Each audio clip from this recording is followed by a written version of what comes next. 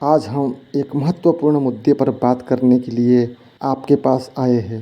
हमारे देश का लोकतंत्र महान है, लेकिन इसे कमज़ोर करने वाली गंदी राजनीति हमारे सामने एक बड़ी चुनौती बन गई है।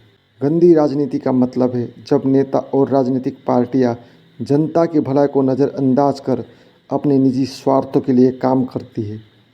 इसमें भ्रष्टाचार, भाई भतीजावाद, जातिवाद, धर्म के नाम पर राजनीति और झूठे वादे शामिल है।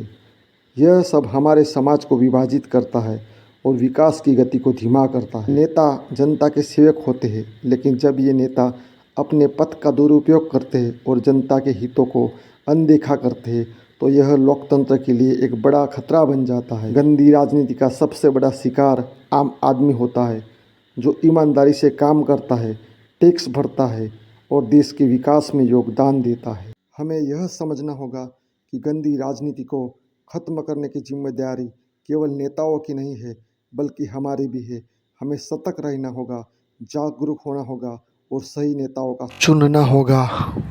हमारे पास शक्ति है, हमारे वोट में ताकत है। अगर हम सभी मिलकर सही नेताओं को चुनेंगे और गंदी राजनीति के खिलाफ आवाज़ उठाएंगे, तो हम एक बेहतर और समृद्ध भारत का निर्माण कर सकते हैं। अभिमन्यु की तरह आज का युवा भी एक प्रकार के चक्रव्यूह में फंसा है। अभिमन्यु ने महाभारत में चक्रव्यूह में प्रवेश करना सीखा था, लेकिन उसे बाहर निकलने का तरीका नहीं पता था। उसी तरह आज का युवा भी कई चुनौतियों और उलझनों का सामना कर रहा है, लेकिन उनके समाधान का स्पष्ट रास्ता नहीं देख पा रहा है। समाज और परिवार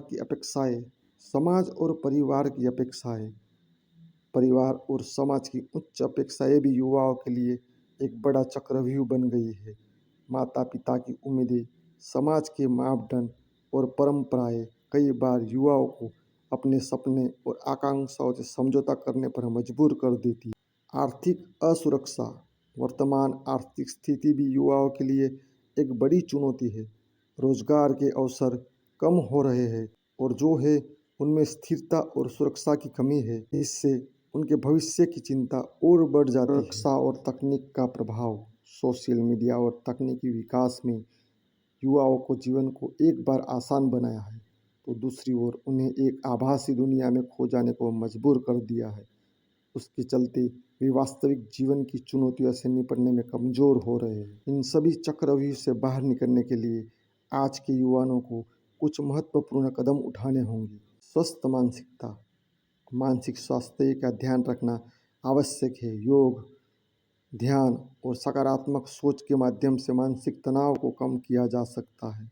संतुलन, शिक्षा, करियर और व्यक्तिगत जीवन के बीच संतुलन बनाना सीखना चाहिए। समाज और परिवार से संवाद, अपने परिवार और समाज के साथ खुलकर संवाद करना और उनकी अपेक्षाओं के बारे में स्पष्टता करना महत्वपूर्ण है। स्वयं की पहचान, अपने सपनों और आकांक्षाओं को पहचान कर उन्हें पूरा करने की दिशा में कदम बढ़ाना चाहिए।